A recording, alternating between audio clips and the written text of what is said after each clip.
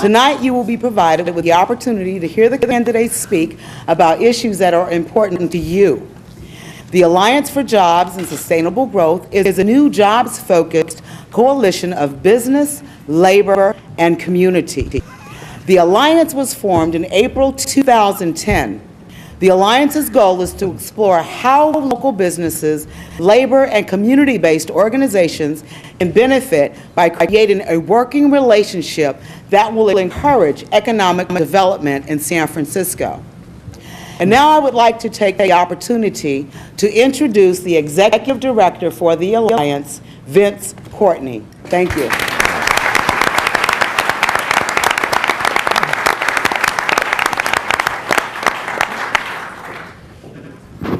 Thank you. They asked me to get up here now because we're not on TV yet.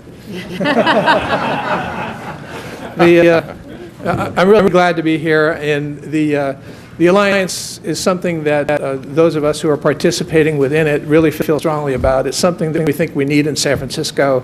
It's common sense to have labor working with business and solid community organizations and trying to see to it that we generate good jobs and economic growth. That's it. That's our agenda. We're not into collective bargaining. We're not into doing a lot of the other things that unions do. The unions take care of that themselves, and the businesses take care of their business. But if we work together and put our political power together, we can turn this city or keep this city in the direction it's moving in right now.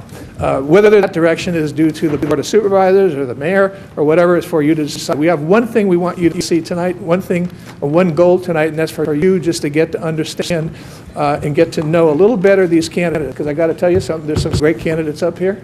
There's several people who could be a good mayor and could move this city in the right direction. And I've been active in politics for a long time in San Francisco. There's also a Board of Supervisors that you can be proud of. They're pretty sharp on that board, and they're doing some real good things. So we are very optimistic about the future. So I'm going to turn this back over to Eloise, because I think it's getting closer to the time when the TV is going to be on.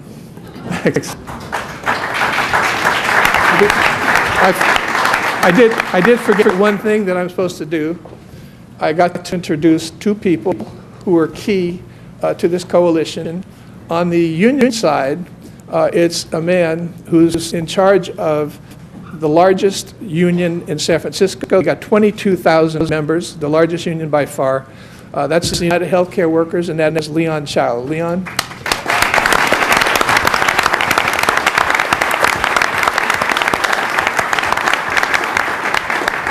And on the business side, the person who's the co-chair of the Alliance is the head of the Chamber of Commerce. He's the CEO and president of the Chamber of Commerce, and he's been great to work with for us. He's worked with us on Treasure Island. He's worked with us on Park Merced. He's worked with us on the mid-market temporary tax exemption that we wanted to keep Twitter in town. Those are the kinds of things we think bring good jobs to San Francisco, and those are the kinds of things we want to see the city continue to do. Last but not least, one more time, real good talent up here on this panel. There's 11 people here. We couldn't cut it.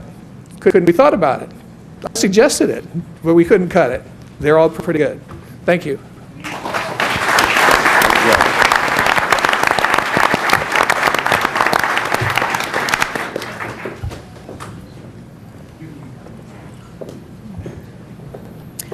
We would like to take this opportunity to thank our platinum sponsors, Comcast and Comcast Spotlight, AT&T, California Pacific Medical Center, Motorola, and the United Healthcare Workers.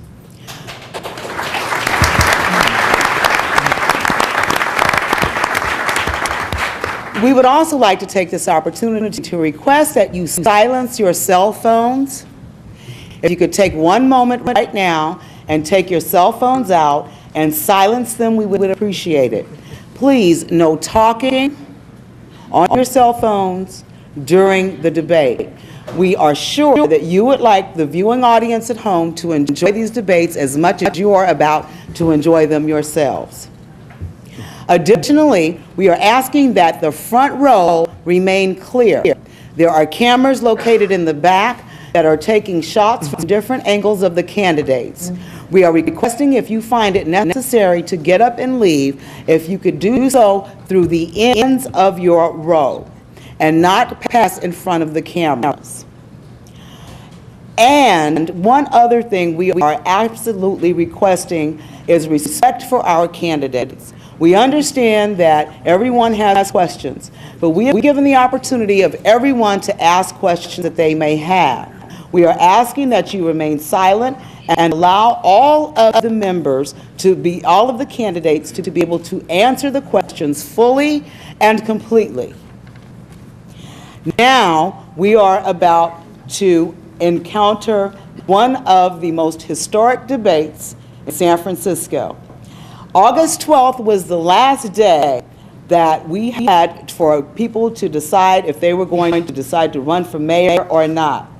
Jeff Adachi was the last person standing, and he decided to join us this evening. We were able to get him to participate, which will allow full participation of listening to all of the candidates, which is something that we have not had the ability to have before. So I would like for you to join me in thanking and welcoming our candidates.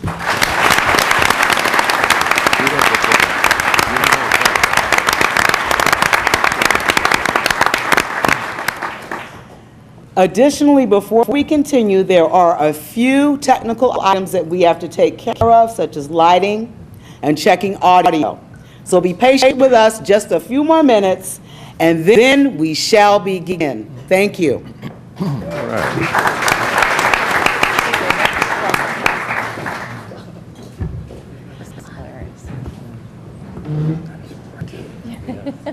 We're getting tan.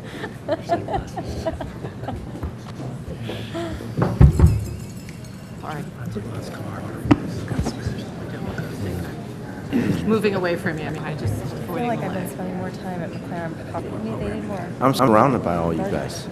God dang. That story. I want to see if we can get them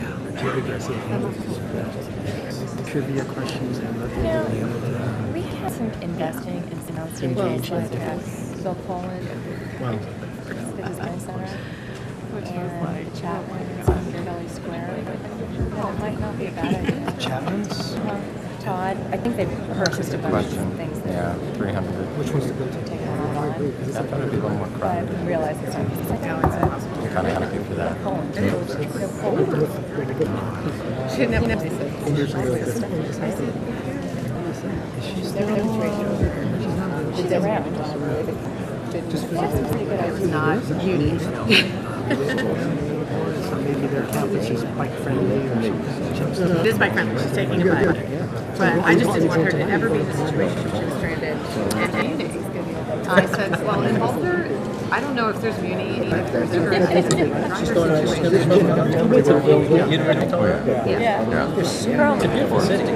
I've never been to her. I didn't visit. It was awesome. Yeah. They were everywhere. Right up against. They were everywhere. And he was sort of down your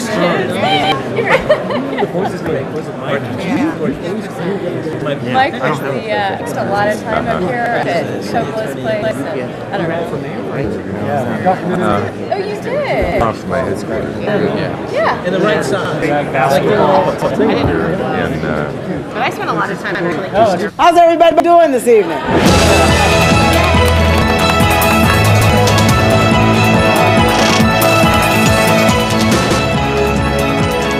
Live San Francisco 2011 Mayoral Debate, presented by the Alliance for Sustainable Growth and Comcast Hometown Network, starts right now.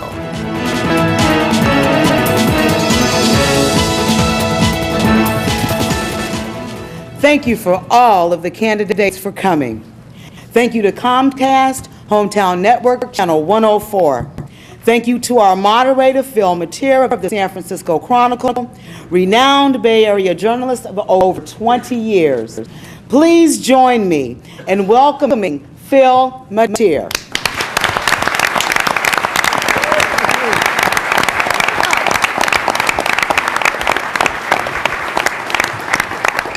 Well, good evening, audience and candidates. It's going to be, I hope, an interesting evening. You know, I was watching the candidates come in, I was watching the audience come in, and I want to thank the audience, all you members out there. I think at least 3/4 of you who called me over the course of the years with tips on various skullduggeries going on in and around city and state government. I want to thank you for those tips, and I want to thank the 11 assembled here for taking the calls that I had to make after those tips and answer the tough questions. You know, they say that running for mayor or being mayor of San Francisco is kind of a ride on a roller coaster, the likes of which you don't see in any other city besides New York, Boston, and maybe Chicago. It is a ride on a roller coaster, and it's a roller coaster, the chances are might go off the tracks halfway through. The guy in front of you is going to lose cotton candy, and it's going to smack you in the face. And by the time you're going over the big hump, you're going to find out the power's gone. It's not an easy job. It's a job of great plans, of great tracks, and great uncertainties. And a lot of it has to do with where you stand on positions, but also how you handle things that just come flying through the door. And that's why we're going to have some fun tonight, because you're going to answer questions from each other, which might be the equivalent of the cotton candy coming, or the best roller coaster tracks up and down through the economy, public safety, and other issues. What we're going to do is basically, round one of our format is going to be going to have a little introduction to the candidates, then we're going to reach into the punch bowl here and ask some questions, then they're going to ask each other questions, and then we're going to have another round of questions from the punch bowl. It's all very random. The questions have sort of been collected from various people around the community and organizations, and I think the candidates here will do a great job of answering them all. So, why don't we get started with some introductions. First of all, former Supervisor Mikhail Alioto-Pierre. She gets her work in neighborhood schools, wants for better public education, and she wants to attract innovative companies to San Francisco and create family support jobs. Okay? And she also wants to expand home ownership opportunities. Michaela Alioto-Pierre, welcome. Welcome. Right there. Next up, Supervisor John Alos. He says as mayor, he's going to strengthen and diversify our local economy with more blue-collar and green-collar jobs. He's going to work towards a stronger partnership between communities. We'll also partner with the school district, SF State, and City College to make sure that our youth have the best educational opportunity and are well prepared for the jobs of tomorrow. Supervisor John Avalos.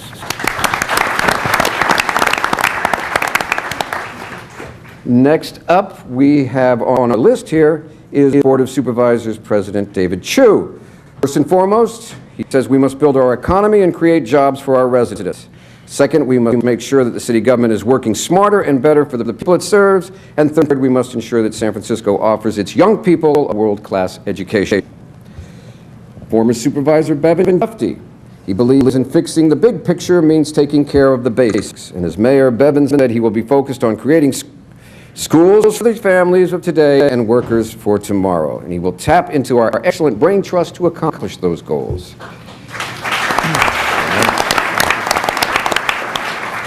Next up, we have retired city administrator and former SF supervisor Tony Hall, who is going to be calling for stronger pension reform. He's also going to call for job creation, and he wants zero-based budgeting and stringent audits. City Attorney Dennis Herrera would like to think of himself as being an independent leader at City Hall, and he's done more than anyone, in his opinion, in this race to take on the powerful interest and protect San Franciscans. Dennis has put forward a comprehensive plan to create jobs, and I'm sure he will be talking about that tonight.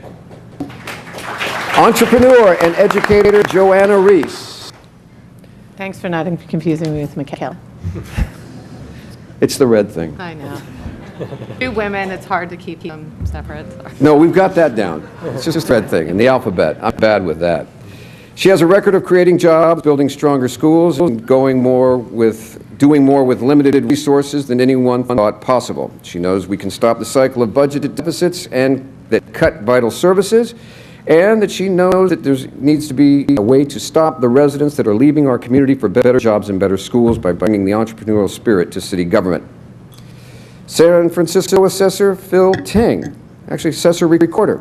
As mayor, Phil will have a strong commitment to creating families, sustaining jobs, making Muni more reliable and efficient, and making government more responsive, and most of all, more effective. And we also have our late entry city public defender, Jeff Adachi, whose goals are to restore integrity and fiscal integrity to City Hall, create jobs, safe and clean streets, and effective and honest government. An impressive lineup and impressive goals. So, what? Leland, wait a minute. Just add that to my time, okay? I'm gonna, yeah, absolutely, penalty points. And Mayor Lee. And Ed Lee. I love this stuff. Live TV, it doesn't get any better. Okay, State Senator Leland Yee. 3 of his goals in San Francisco will be to get as close to 100% renewable energy in San Francisco as possible by 2020. To ensure that CPMC Hospital rebuild is supported by labor, community, and healthcare providers. And he wants an ethics commission that will no longer be appointed by politicians, but instead will be appointed by citizens. And Mayor Ed Lee, his goals and objectives include creating and retaining high-paying jobs, changing the tone at City Hall so that San Franciscans have a voice, and ensuring the economic stability of San Francisco and our region.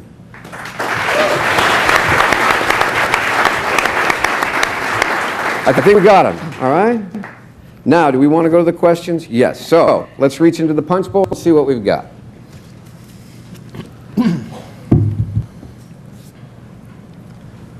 First up, for Dennis Herrera. All right, do you support extending parking meter hours past 6 p.m. and extending enforcement on Sundays? I do not. And I do not because I think if you look at all the burdens that we have on small business owners, one of the things they complain about most is extending parking meters. And when you're paying $4.50 an hour, $5 an hour for a parking meter out in West Portal or another small business corridor, your business oftentimes leaves and goes to South City or Daly City instead of staying right here in San Francisco. I do not think that we should be nickel and diamond residents any more than we already have. And the fact of the matter is that why we are doing things like that is because we haven't had a realistic discussion in this city about what role government should play in people's lives and what people are willing to pay for. So we overlayer them with parking meter rates and fees to nickel and dime left and right, and I don't think that's the way to enhance that discussion. It also disproportionately impacts lower and moderate income folks who are the ones least able to afford that extra burden. So something I'm not in favor of. Follow-up question real quick. How high should a parking ticket be? Well, I know it shouldn't be. I could tell you right now, when they used to be $25 an hour, I plead guilty. I played a little bit of Russian roulette, and I'd sit there and amortize it out over the course of a year, and so the amount of times I get caught versus the amount of times I don't get caught, it evens out. But when it's $75 an hour, my wife isn't nearly as forgiving as she once was with a parking ticket. All right, thank you. Next name up.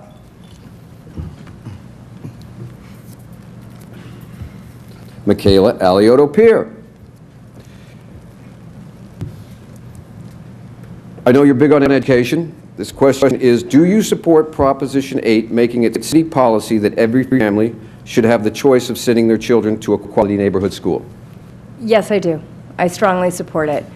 I made the choice to send my children to neighborhood schools. We go to Catholic schools, but we go to schools within our neighborhoods. And one thing that I have found is we look at San Francisco, and as we look at the children in San Francisco, we're losing our kids. We have fewer children per capita in our beautiful city than any other city in the nation. And a lot of it comes down to school choice. We hear that time in and time out, people's ability to choose where they send their child to school. What we've also heard from in certain communities is that when you look at certain communities, especially those in the Bayview and Asian communities in the Richmond, they want their kids close to them. They don't want them taking 45-minute bus rides across town. The choice is a real valid one. When you have your children close to you, you set up programs within your communities, your churches and community centers, and you have tutorials and athletic programs, and the kids have something to do. They're not spending all their time on Muni. And so when it comes down to a family's choice, they need to be able to choose. And how do you balance that really quickly with to make sure that all the schools are fair and that there's diversity? Well, we certainly need diversity, and we need to make sure that all of our schools across the board are good. And one thing that we see is that when we don't have neighborhood schools, we have families who aren't investing in them. And when a school is in your community, you have a higher level of parental involvement, and you have a higher level of community support. Okay. Next up.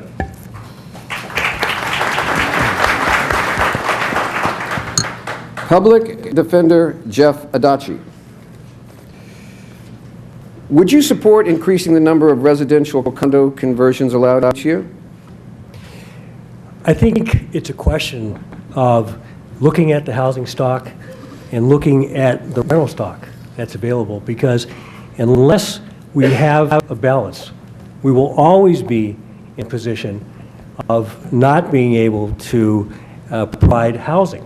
And so my answer to that question is it depends on the situation, because you're not going to be able to continue to provide the kind of housing needs that we have in the city. And we know that on both sides, whether it's a rental or a homeowner, that we need to have the housing stock that's available to everyone.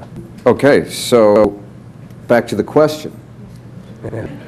Are you in favor of increasing the, I know it's a hot political issue and it's one that's rife with controversy, but when it comes to residential condo conversions, where do you stand? Are you in favor of increasing it or what? I am in favor of increasing it, but we have to make sure that we balance it against the other needs, particularly rental needs in the city. So you're in favor of increasing it on condition? That's right. Okay.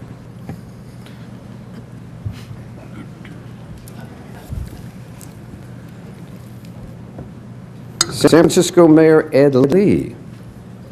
Hi, Phil. Hello. Back to a transportation issue. Do you favor charging drivers a London-style congestion fee for driving in and out of the downtown? No, I do not. I think it's premature. We haven't gone that far in our studies for congestion pricing, I think you're referring to. But I do say that we need to support community. We need to make sure that people are taking public transportation in every respect, and we need to incentivize that behavior to do so. So I'm in favor of incentivizing public transportation. I'm in favor of our SF Park program that we just started with SFMTA, which means people who are looking for parking can find it on their cell phones in a modern way, as long as they're not using the cell phone while they're driving. And we have to warn on that because that'll be a high ticket price.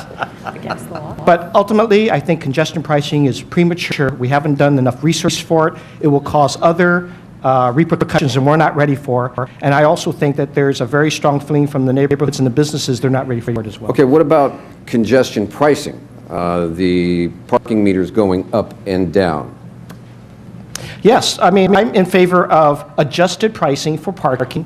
Where there's a high demand in certain areas, we can charge a little more, so we can incentivize people to go to other areas. I mean, that's what SF Park does as a program, is allows you to see where the less expensive parking might be so that you can walk a block or two a little bit more to get to where you need to go. But it's smart because it prevents congestion, it prevents muni buses and pedestrian safety issues from coming aboard when you have a pricing that's fixed to areas where we can get more parking or have more parking available and not congest the areas where it's most popular. And parking tickets, do you think there's such a thing as a too high price on a parking ticket? Absolutely, absolutely. I've heard from many small businesses, and I know that they have reached their limit when it comes to parking prices. I think, again, we need to work with every commercial corridor of our city to make sure we get their input about the parking policies of the city, and I will ensure that with Ed Riskin being at the helm of the MTA.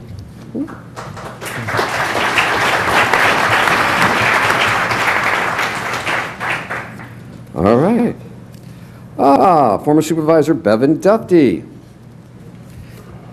And this is a supervisorial question. Would you support a charter amendment creating a combination of 11 both citywide and district supervisorial seats? That's a system that they use in Washington, D.C., and some people do like that you have both a combination of at-large and district. I was a district elected supervisor, and I think it's valuable and worthwhile. I've liked having a district to focus on and be responsible for. So unless I saw outcry, which we haven't seen from the citizenry, I'm content with the system as it is. So, by the way, how do you feel about ranked choice voting? Love it.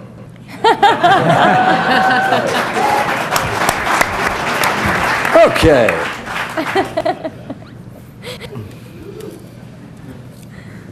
Okay, Supervisor David Chu.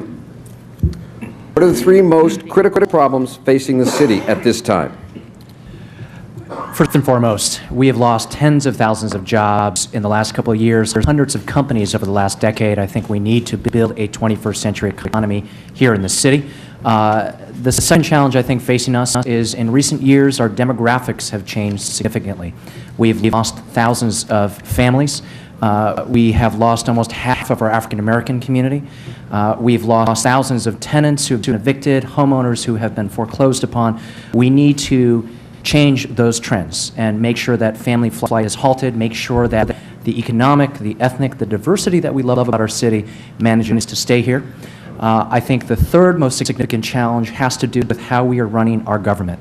We have a $6.8 billion, 26,000 employee, 50 department corporation known as the City and County of San Francisco. I don't think anyone here in this room thinks that we get $6.8 billion worth of value for that. And there are many, many things I think we need to do to make our government more efficient. Okay, give us two. There are 15 departments that regulate the business community. There are actually 14 departments that provide workforce programs.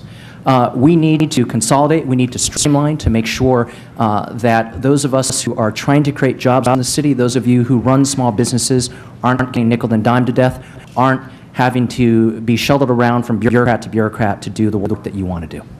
And the other one? Those are, I was trying to bundle two in one, but I'll give another one. One of the reasons families are leaving San Francisco is we don't have enough child care. Only 40% of our city, of our parents actually have access to child care. There are 3 city programs that govern child care policy. We need to consolidate that.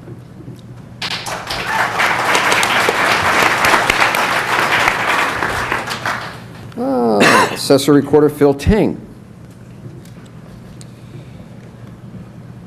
Will you be supporting or opposing the $248 million road repaving and street safety bond measure that's going to be on the November ballot?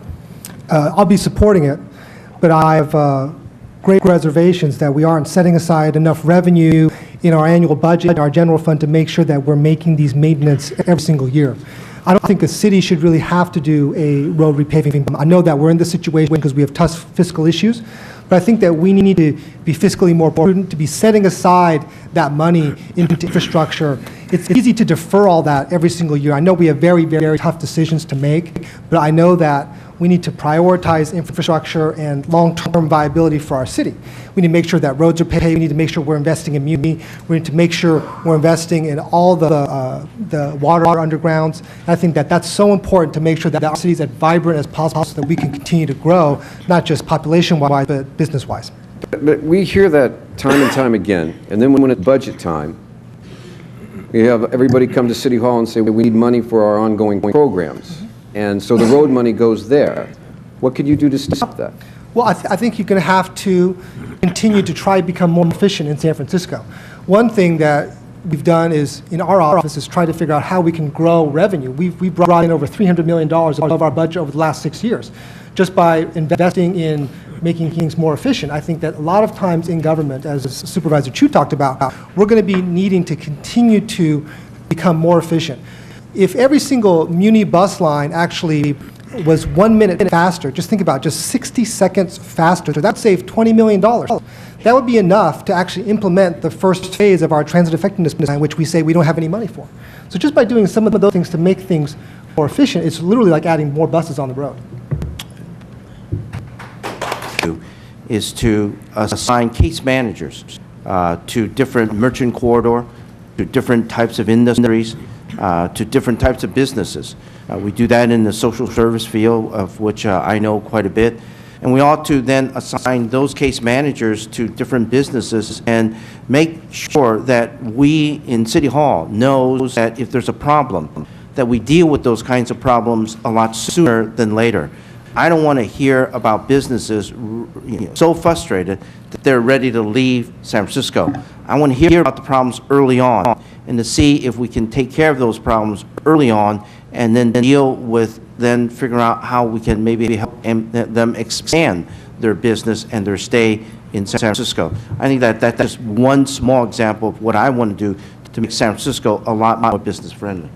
You know, it's like I said, we hear this time and time again through the years, and then when I talk with small business people, they say, I just got hit with the bill for the city for repainting my white zone, and it's gone up to a couple of $100 more. I'm now being hit with this fee for this inspection. It seems like their fees just keep coming right in as a way to balance the budget. How do you accomplish both? Well, what I've proposed, no one's ever talked about. No one has ever talked about assigning case managers to businesses. That's been a model that's been used on the healthcare side, social service side. I think that we need to do that. If we had case managers, we would not have businesses saying that